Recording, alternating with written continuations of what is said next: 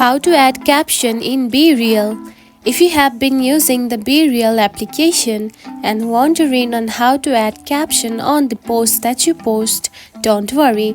In this video, I will show you how to do it. So let's get started. First of all, open the Bereal application. Just like this. After opening it, you will find something like this on your home page. Now to add the caption, you need to click or add the post first. Now simply tap onto camera button right here.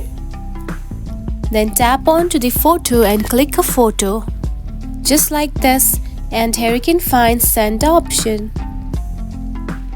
Now tap on it. And now we can see it is now posting. Now wait for a few minutes. After that, here you can find add a caption right here. Now select it. Then you can simply add a caption and tap on to send. And now you can see the caption has been added. And that's it. This is how you can add caption in the Bereal application. If you found this video helpful, don't forget to like and subscribe for more tips. Thanks for watching.